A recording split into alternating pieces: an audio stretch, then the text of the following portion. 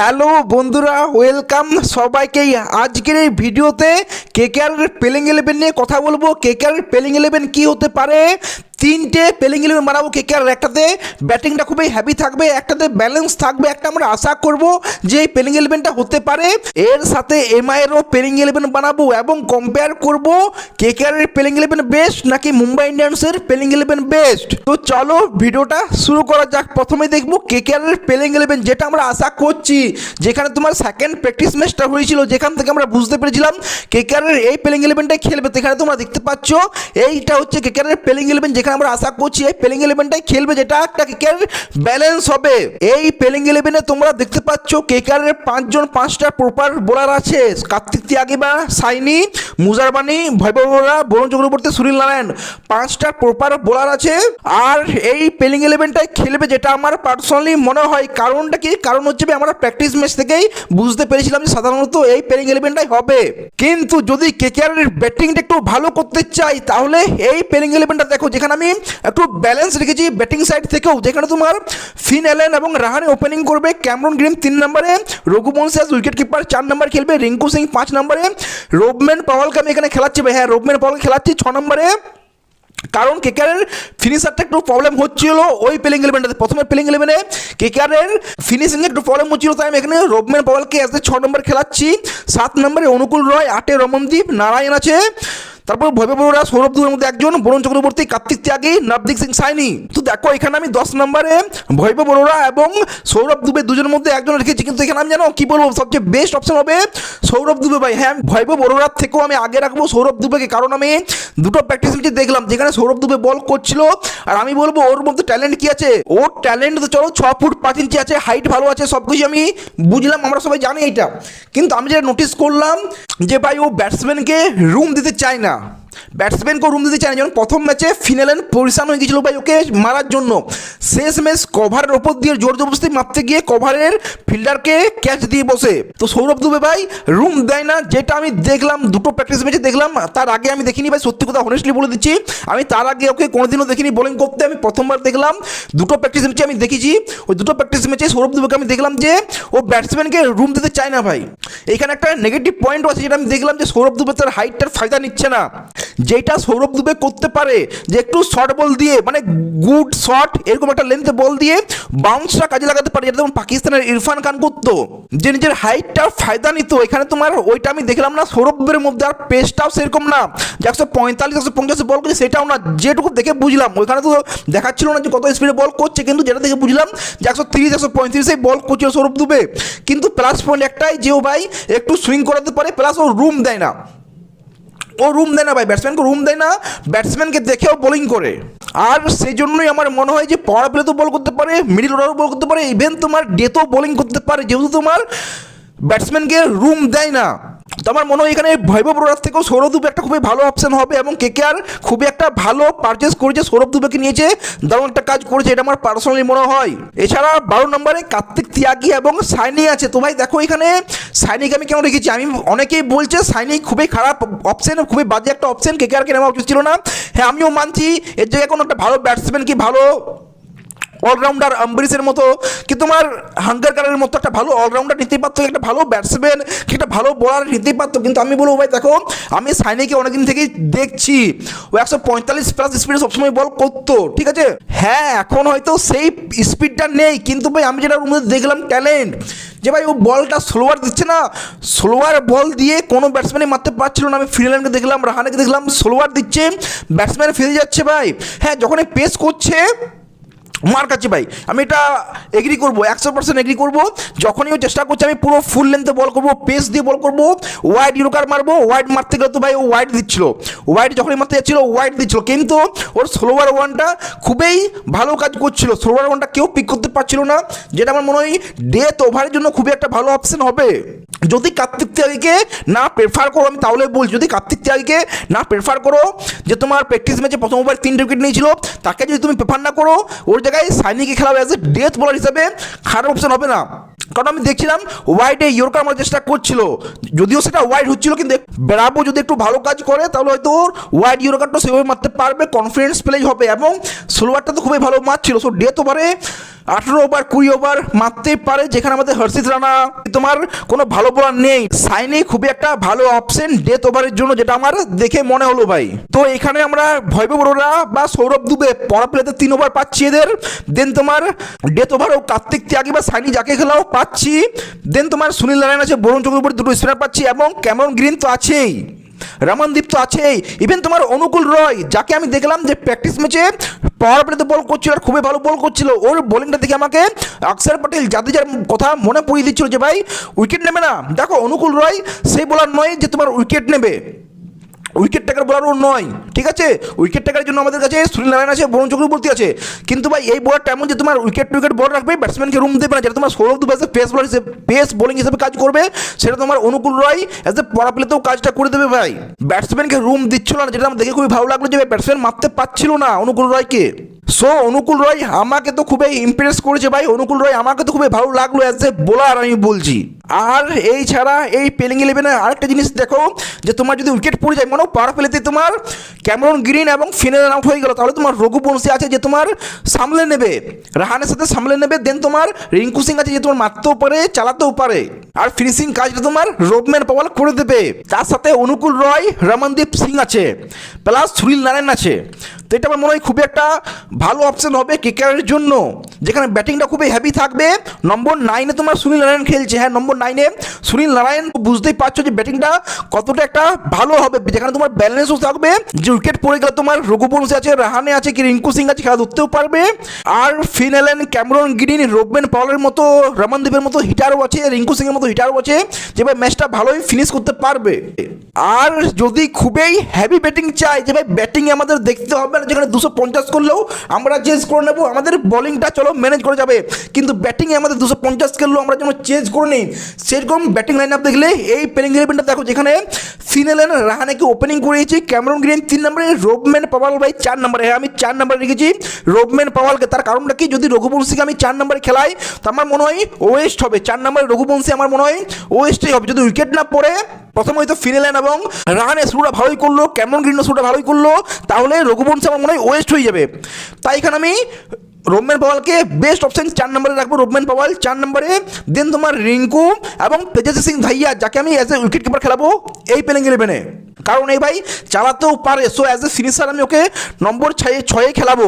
দেন তোমার অনুকূল রয় আছে, রমনদীপ আছে, সুনীল নারায়ণ আছে। তো ভাই ব্যাটিংটা দেখো 9 নম্বর পর্যন্ত, প্লাস সবাই হিট করতে পারে, রাহানেকে বাদ দিলে সবাই চালাতে পারে, সবাই মারতে পারে, সবাই খুবই অ্যাটাকিং হিসেবে খেলতে পারে। তো আমার মনে হয় এই প্লেইং 11টা খুবই ভালো হবে, যদিও এখানে অনেকেই প্রশ্ন থাকবে ভাই বোলিংটা কেবল 4টে বোলিং, বরুণ চক্রবর্তী, সুনীল নারায়ণ 2টো বোলার, এবং তোমার কার্তিক ত্যাগী, সাইনি বা ভৈভব অরোরা, সৌরভ দুবে যে খেলছে, কেবল 4টে আমাদের কাছে প্রপার বোলার থাকবে। 5 নম্বর বোলার হিসেবে আমরা অনুকূল রয় আছে, ক্যামেরন গ্রিন আছে, রোবম্যান পাওয়াল আছে, রমনদীপ সিং আছে, যারা এক ওভার করলেও আমাদের 5 নম্বরের বোলারের অপশনটা কমপ্লিট করে দেবে। সো এটাও খারাপ অপশন না, ক্যামেরন গ্রিন খুবই একটা ভালো অপশন ভাই, অনুকূল রয় খুবই একটা ভালো অপশন। ওদের কাছে আমি 3 ওভার 4 ওভার আশা করতে পারছি, আমি অ্যাটলিস্ট আশা করছি যে 3 থেকে 4 ওভার পর্যন্ত ওরা মারতে পারে ক্যামেরন গ্রিন এবং অনুকূল রয়, কারণ খুবই একটা ভালো বোলিং করছে। ক্যামেরন গ্রিনকে তো আমরা জানি যে কত ভালো বোলার, কিন্তু ভাই অনুকূল রয়কেও আমি দেখলাম প্র্যাকটিস ম্যাচে খুবই ভালো বোলিং করছিল। সো আমরা ইজিলি আশা করতে পারি ভাই যে 4 জন মিলে 4 ওভার তো 6 ওভার 8 ওভারও করতে পারে ভাই। এই 4 জন মিলে 8 ওভার যদি করে দেয়, আর তারপরে কেকেআরের এই 4 জনের মধ্যে যদি কোনো বোলারের খারাপ দিন থাকে, যেমন কার্তিক ত্যাগী, সাইনি, এদের মধ্যে কারো, বা তোমার সৌরভ দুবে, ভৈভব অরোরা, যদি কারোর খারাপ অবস্থা থাকে, খারাপ দিন থাকে, তাহলে ভাই ক্যামেরন গ্রিন, রমনদীপ, অনুকূল রয়, রোবম্যান পাওয়াল এই 4 জন মিলে কমপ্লিট করে দেবে তার ওভারটা। তার সাথে এত একটা হেভি ব্যাটিং লাইন আপ পাবো, যেখানে ভাই আমি বলবো কেকেআরের সবচেয়ে ডেঞ্জারাস ব্যাটিং লাইন আপ এটাই হবে, যদি কেকেআর এটা করতে পারে ভাই। আমি জানি করবে না, কিন্তু যদি করে আমার মনে হয় সবচেয়ে ডেঞ্জারাস টিম হবে এবছর কেকেআরের এই বছর। কারণ দেখো ভাই, তুমি যদি ব্লেসিং মুজারাফ নিয়ে খেলাচ্ছ, এক্সট্রা একটা বোলার খেলাচ্ছ, সেই বোলারটা তোমার 4 ওভারে 50 রান দিল, 2টো উইকেট নিল, ঠিক আছে, কিন্তু ভাই ওর জায়গায় একটা যদি পার্ট টাইম বোলার অনুকূল রয় কি তোমার, রোবম্যান পাওয়াল কি তোমার, রমনদীপ সিং কি তোমার, ক্যামেরন গ্রিন, এই 4 জন মিলে যদি 4 ওভারে 60 রান দেয়, 2 উইকেট নেয়, আমি বলবো আমার ঠিক আছে ভাই, আমার একটা এক্সট্রা ব্যাটসম্যান অনেক ভালো ওই বোলার থেকে, যে 4 ওভারে 50 দেবে, 2 উইকেট নেবে, আরে বাকি 4 জন মিলে যদি তোমার 4 ওভারে 60 রানতে 2 উইকেট নেই, আমি বলবো আমার এই 4 জনই চাই যে ব্যাটিংটা খুবই মারাত্মক করতে পারে। তো যাই হোক, এই কেকেআরের 3টে প্লেইং 11-এর মধ্যে তোমার কি মনে হয় কোন প্লেইং 11টা খেলানো উচিত? দেখো আমরা সবাই জানি টিম 1টা যে আছে ওটাই আমাদের প্লেইং 11 হবে, কিন্তু আমি চাই তোমাদের কাছ থেকে জানতে কোন প্লেইং 11টা বেস্ট হবে, বা এই 3টের মধ্যে যদি তোমাদের একটা নাম মনে হয় তোমরা কমেন্টে জানিও যে কোন প্লেইং 11টা বেস্ট হবে। এবার আমরা দেখব মুম্বাই ইন্ডিয়ান্সের প্লেইং 11 কি হবে। তো দেখো ভাই, মুম্বাই ইন্ডিয়ান্সের প্লেইং 11 অলমোস্ট 99% কনফার্ম, কারণ রোহিত শর্মা এবং তোমার রিকেলটন বা ডিকক ওপেনিং করবে। 3 নম্বরে তিলক বর্মা আসবে, স্কাই আসবে, Hardik Pandya, will Jacks, Naman Dhir, Santner, Deepak Chahar, Jasprit Bumrah, Trent Boult, Thakur, Markande. এটাই আমরা ধরছি মুম্বাই ইন্ডিয়ান্সের প্লেইং 11 হবে। হ্যাঁ, এটা তোমরা বলতে পারো যে একটা দুটো প্লেইং 11 চেঞ্জ হতে পারে, কিন্তু এই প্লেইং 11টা অলমোস্ট 99% কনফার্ম হবে। বা এইটা হতে পারে যে তোমার তিলক বর্মা নম্বর 3-এ খেলছে না, তোমার উইল জ্যাক্স 3 নম্বরে খেলছে, 5 নম্বরে তিলক খেলছে, এইগুলো হতে পারে। কিন্তু অলমোস্ট আমরা সবাই জানি যে প্লেইং 11টাই হবে, যেখানে আমরা যদি নম্বর 7 পর্যন্ত দেখি ভাই, কি অ্যাটলিস্ট নম্বর 6 পর্যন্ত মুম্বাই ইন্ডিয়ান্সের ব্যাটিং, তো বুঝতেই পারছো এরা কি ধুম মাচাবে ভাই, কি ধুম মাচাবে বুঝতেই পারছো এদের প্লেইং 11 দেখি। ইভেন তোমার বোলিংও দেখো, জসপ্রীত বুমরা, ট্রেন্ট বোল্টের মতো বোলার আছে, তার সাথে তোমার দীপক চাহার, আমাদের লর্ড ঠাকুর ওরাও আছে, স্যাটনারের মতো একটা এত সুন্দর অলরাউন্ডার আছে। তো এই টিমটাও খুবই একটা মারাত্মক টিম ভাই, মুম্বাই ইন্ডিয়ান্সেরও টিমটা খুবই মারাত্মক টিম। কিন্তু মুম্বাই ইন্ডিয়ান্স প্রত্যেকবারেই প্রথম ম্যাচে হারে, এটা আমরা সবাই জানি। যদিও কেকেআর ভার্সেস এমআই যদি লাস্ট 10টা ম্যাচ দেখি, তো কেকেআর 5 বাজিয়ে দিচ্ছে, মুম্বাই ইন্ডিয়ান্স 5 বাজিয়ে দিচ্ছে। তো যাই হোক, এইবার যদি আমরা কম্পেয়ার করি এই দুটো টিমকে নিয়ে, তো দেখো প্রথমে আসে রোহিত শর্মা, তো আমাদের দিকে আছে কেকেআরের ফিন অ্যালেন, দুজনেই মারাত্মক ডেঞ্জারাস প্লেয়ার। একদিকে তোমার হিটম্যান, তো আমাদের এদিকে এলিয়েন ভাই, দুজনেই খুবই তাগড়া ব্যাটসম্যান। যদি টিকে যায় প্রথম 10-12 ওভার তো ম্যাচ ফিনিশ করে আসবে, সেটা তোমার মুম্বাই ইন্ডিয়ান্সের রোহিত শর্মা হোক, কিন্তু কেকেআর তোমার ফিন অ্যালেন হোক, দেন তোমার মুম্বাইয়ের ডিকক বা তোমার রিকেলটন যেই খেলুক।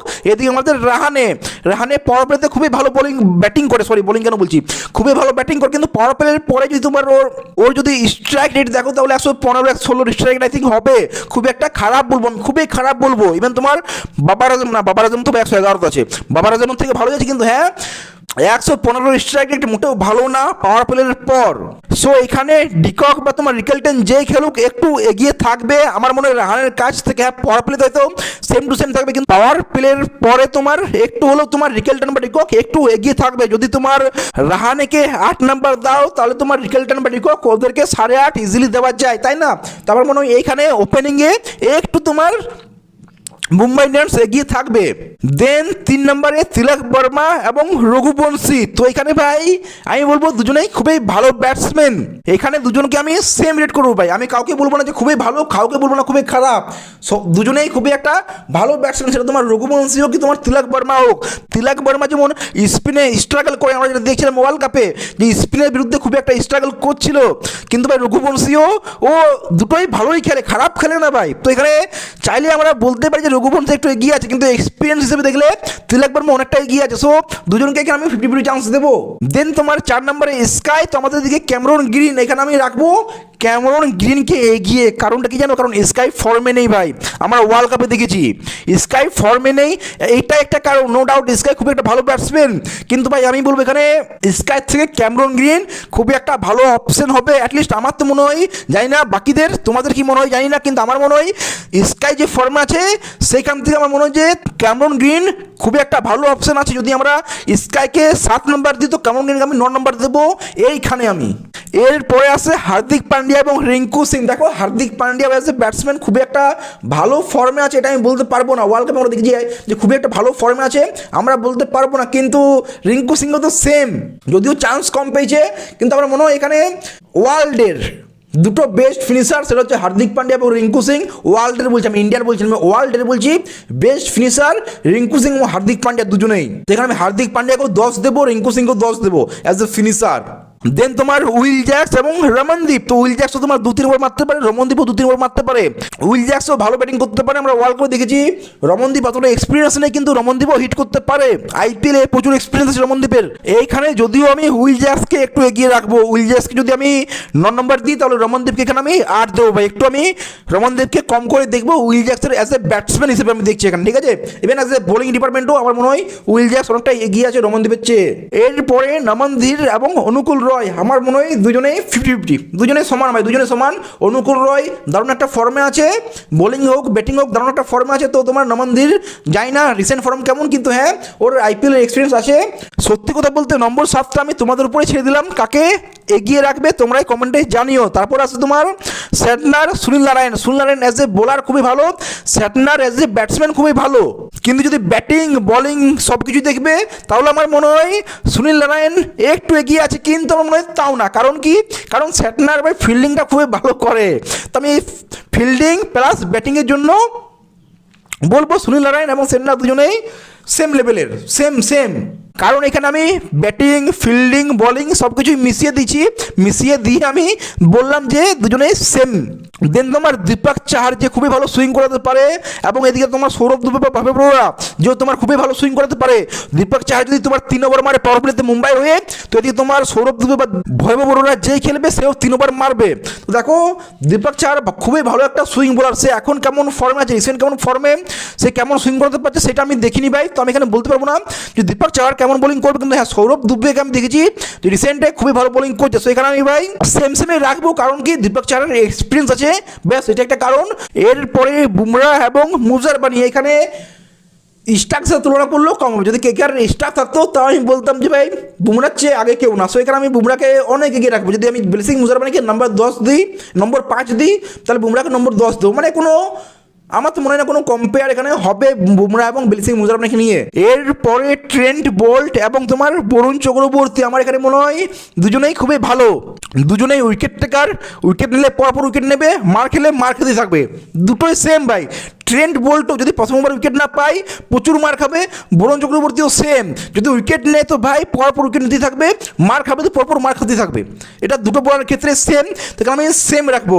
তো দেখো এই যে কম্পেয়ারটা করলাম মুম্বাইয়ের প্লেইং 11 ভার্সেস কেকেআরের প্লেইং 11, এখানে আমি বলবো কেউ এগিয়ে নেই ভাই, কেউ এগিয়ে নেই। আমি বলবো হাড্ডাহাড্ডি একটা লড়াই হবে, মুম্বাইয়ের ওয়ানখারিতে 220-230 রান হবে এবং হাড্ডাহাড্ডি খুবই একটা লড়াই হবে, এটা আমি আশা করছি। কারণ আমার মনে হয় না এখানে কেউ কম আছে। হ্যাঁ যদিও তোমার কেকেআরের পেস বোলিংটা কম আছে, কিন্তু ভাই মুম্বাই ইন্ডিয়ান্সের ওদিকে তোমার স্পিনারটা কম আছে, কেবল স্যান্টনার ছাড়া আর কেউ নেই। উইল জ্যাক্স আছে, আমার মনে হচ্ছে পার্ট টাইম বোলার, সত্যি খুবই ভালো অপশন আমাদের কেকেআরের। সুনীল নারায়ণ, অনুকূল রয় এবং তোমার বরুণ চক্রবর্তী খুবই ভালো অপশন আছে আমাদের স্পিনারে। তো ওইদিকে তোমার বোল্ট, জসপ্রীত বুমরা, তো আমাদের এদিকে সেরকম কেউ নেই। যদি বোলিংয়ে দেখো তো স্পিনটা আমাদের ভালো, পেসটা ওদের ভালো, আর ব্যাটিংটা পাই দুজনেরই তাগড়া ব্যাটিং লাইন আপ আছে। সো আমার মনে হয় খুবই একটা হাড্ডাহাড্ডি লড়াই হবে। তাই নিয়ে তোমরা কি বলবে, তোমাদের কি মনে হয় কোন টিম জিতছে ভাই কেকেআর ভার্সেস মুম্বাই ইন্ডিয়ান্সের ম্যাচে? কমেন্ট জানাও। ভিডিও ভালো লাগলে লাইক শেয়ার সাবস্ক্রাইব করে দিও। দেখা হচ্ছে পরের ভিডিওতে। Take care, see you.